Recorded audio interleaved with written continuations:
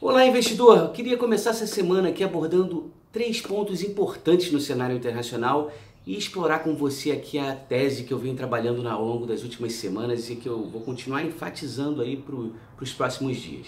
Primeiro, com o cenário internacional, 3 grandes preocupações. A primeira, o cenário inflacionário. Tivemos no último CPI, o indicador de inflação nos Estados Unidos, um número acima da meta do Fed e muitos analistas vem trabalhando com a tese de que poderemos ver em breve uma inversão da curva de juros. O que é isso e qual a sua importância? A inversão na curva de juros é quando o Fed eleva a taxa de curto prazo, o Fed Funds, e esse Fed Funds fica acima da taxa de longo prazo. Por que isso é importante? Isso é importante porque, historicamente, quando isso aconteceu, subsequentemente tivemos uma recessão nos Estados Unidos. Mas isso é uma regra realmente que deve ser levada de uma forma assim, né, de forma fiel? Nem sempre. O que um dos estrategistas que eu mais respeito diz é que já tivemos alguns falsos positivos nessa relação de inversão da curva de juros. Um deles, um dos principais, ocorreu no fim dos anos 90, né? Um período que foi extremamente bullish, extremamente otimista para a economia americana, com a revolução da internet, né? Foi o que levou a bolha, conhecida como a bolha do dot-com. Ali a gente teve de fato, não chegamos a ter realmente uma inversão da curva de juros, tivemos algo parecido com o que temos nesse exato momento. E o que esse estrategista nos diz é que a gente não deve ser precipitado e já ficar, né, clamando por uma recessão.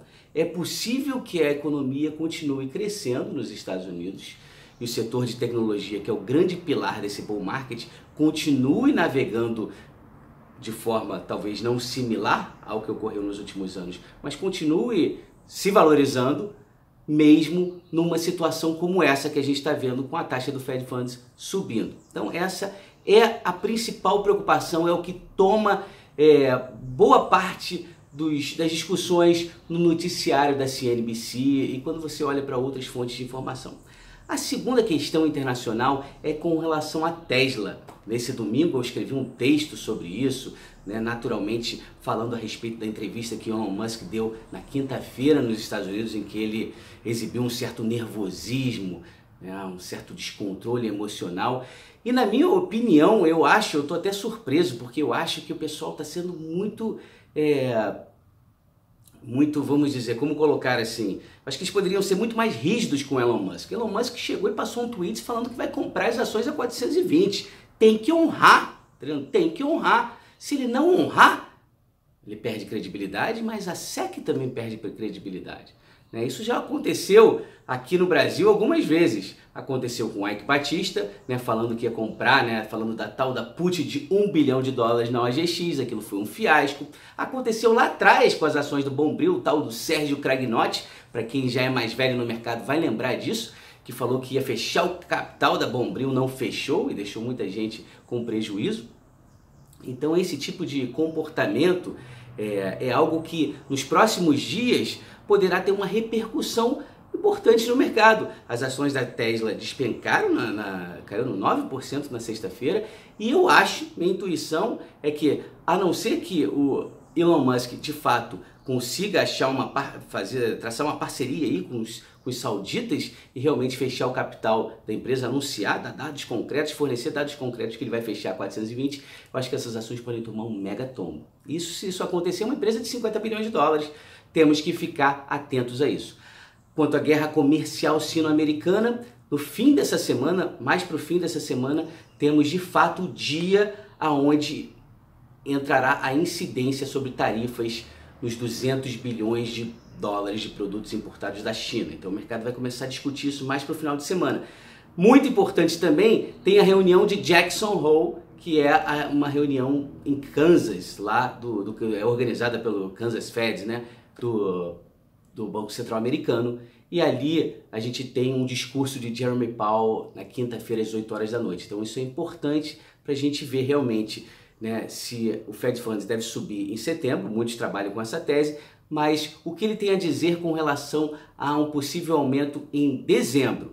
dado que os mercados emergentes vêm reagindo de uma forma um pouco, né, os mercados emergentes vêm sofrendo, será que o Fed vai se mostrar solidário a essa situação? E com relação à tese que eu venho trabalhando, aí mais voltada aqui ao mercado local, é uma na qual o mercado se prepara para um período mais volátil devido ao processo eleitoral, mas o que eu observo através dos derivativos é que muita gente se antecipou a esse evento. E o que a gente viu nesse último vencimento de opções da Petrobras foi uma volatilidade realizada inferior à implícita.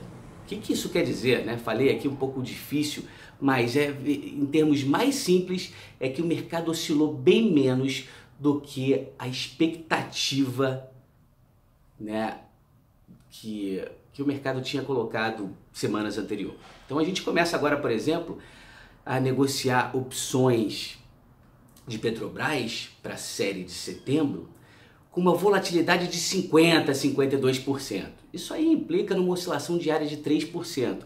Mas vai que a Petro não oscila, como aconteceu nesse último mês. Então aí reside uma grande oportunidade para você. E você que segue o meu trabalho, né, eu venho tocando um projeto na Inversa Publicações, chamado Clube dos 5, em que a gente trabalha essa tese diariamente, através de uma live, né, às 3 horas da tarde, eu exploro esse assunto constantemente. É isso, pessoal. Tenham um bom dia e fiquem ligados aqui, porque eu vou tentar vir com informações sempre que possível. Uma boa semana a todos.